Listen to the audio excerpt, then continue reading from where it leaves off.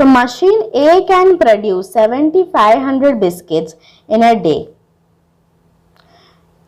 which is 240 fewer than what machines B can produce in a day.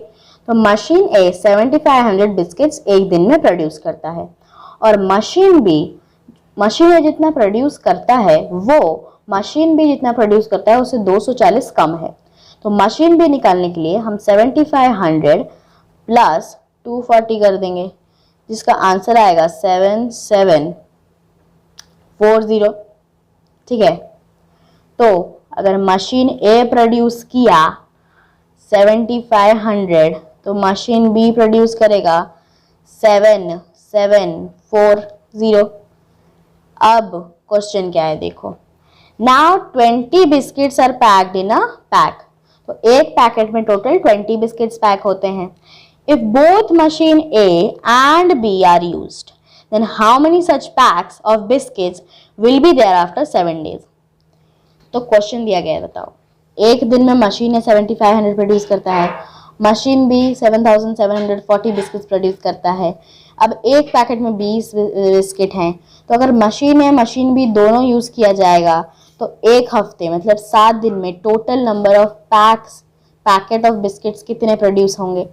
हमें देखो करना क्या है, एक दिन का हमें मिल गया है, तो एक दिन में A कितना प्रोड्यूस करता है, B कितना प्रोड्यूस करता है, उसको हम अगर ऐड कर देंगे, ठीक है, तो हमें मिल जाएगा टोटल दोनों का मिला के दोनों एक दिन में कितना प्रोड्यूस करता है। उसके बाद मल्टीप्लाई बाय 7 कर देंगे तो 7 दिन का मिल जाएगा। उसके बाद 20 डिवाइड कर देंगे तो टोटल नंबर ऑफ पैक्स मिल जाएंगे, क्योंकि एक पैकेट में 20 बिस्किट्स हैं। ठीक है, तो दोनों को ऐड कर देते हैं, 7500 प्लस 7740, दोनों का ऐड किया तो 0 4 5 7 2 1 कैरी 7 7 14 1 15, आंसर आ गया 15240। ठीक है, तो अब 15240 मेरा आंसर आ गया। अब इसको मल्टीप्लाइड बाय 7 करेंगे तो हमारा आंसर आ जाएगा 7 दिन का, मतलब एक हफ्ते का। 0 को साइड में रखो, अगर ऐसे मल्टीप्लाई करेंगे आंसर आएगा 106680। ठीक है, 0 को ऐड करके 680। अब ये तो आ गया टोटल नंबर ऑफ बिस्किट्स। अब हमें पैकेट्स निकालने हैं। एक पैकेट में टोटल थे 20 बिस्किट्स, तो हमें क्या करना है, 106680 से 20 डिवाइड कर देना है, तो 0 0 कट हो जाएगा। 2 से 10 डिवाइड हुआ 5 में, 6 3 में, वापस से 6 3 में, 8 4 में, आंसर आ गया 5334, जो कि है ऑप्शन डी में। So option D is the correct answer. Let's go to next question. Jimmy balances in a bank on 1st November was 58,709। तो जिम्मी का जो बैलेंस था 1 नवंबर को, उसके बैलेंस मतलब बैंक में कितना बैलेंस है, मतलब कितने पैसे हैं, तो 58,709 रुपीज़ था। देन ही विड्रॉड 13090, 13,090 रुपीज़ उसने विड्रॉ किया।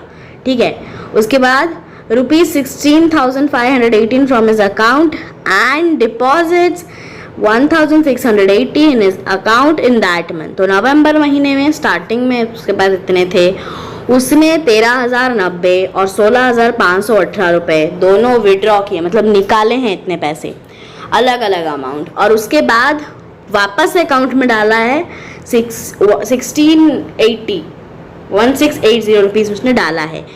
तो टोटल उसके बैंक में बैलेंस कितना है at the end of month. Balance मतलब कितने रुपीज़ हैं, हाउ मेनी पैसे, कितना पैसा है उसके अकाउंट के अंदर, ये हमें जानना है। इसके लिए जितना विड्रॉ किया गया है इन दोनों को प्लस कर देंगे पहले, 13090 प्लस 16518 ऐड कर दो, 8 9 1 10 0 1 कैरी 1 5 6 3 6 9 2, आ गया हमारा 29608, लिख दो 29608। अब इतने उसने निकाल लिए, तो टोटल नंबर से हम क्या करेंगे, अब उसको माइनस कर देंगे, पता चल जाएगा कितना है। 58709 माइनस 29608 माइनस करो, 9 माइनस 8 होगा 1, 0 से 0 गया 0, 7 से 6 गया 1, 8 से 9 नहीं जाएगा, 5 हो जाएगा 4 1 कैरी, ये हो जाएगा 18, 18 माइनस 9 9, 4 माइनस 2 2, आंसर आ गया 29,101। अब इतना उसके पास है। अब उसके बाद देखो उसने 1680 उसके अकाउंट में डाला, तो अब हम ऐड कर देंगे 1680। 1 + 0 1 8, 1 + 6 7, 9 + 1 10, 0 1 कैरी, 1 + 2 3, 30,780।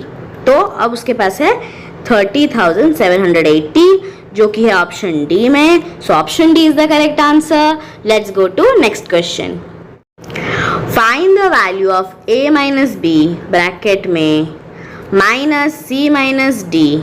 ठीक है, तो बदमाश रूल में हमें और ब्रैकेट बनानी नहीं है, उसने पूरा फुल क्वेश्चन दे दिया। By completing the given addition matrix, ये एक एडिशन मैट्रिक्स है, इसको बोलते हैं एडिशन मैट्रिक्स, या ऐड है इसलिए एडिशन मैट्रिक्स, यहाँ अगर सब्ट्रैक्ट होगा तो सब्ट्रैक्शन मैट्रिक्स।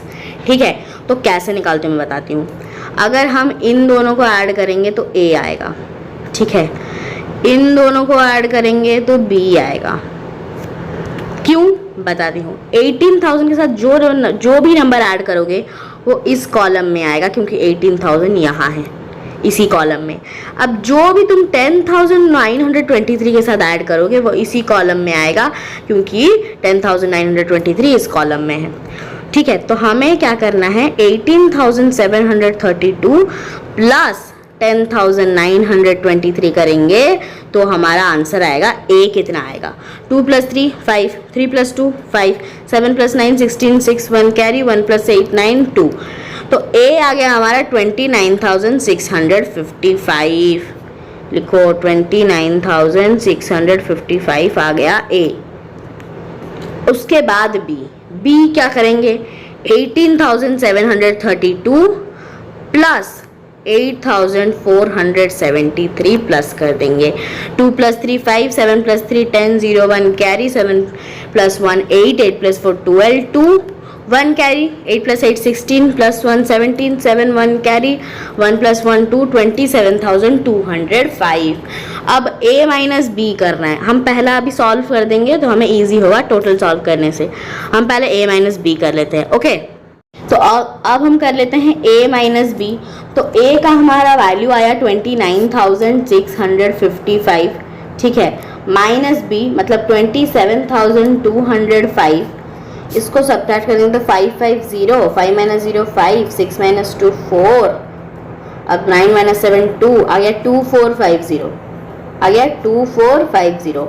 अब c का वैल्यू निकालते हैं, d का वैल्यू निकालते हैं, दोनों को सब्ट्रैक्ट करते हैं, उसके बाद a माइनस b के साथ सब्ट्रैक्ट करेंगे। ठीक है, तो c का आंसर कैसे आएगा, 9018 प्लस 10923,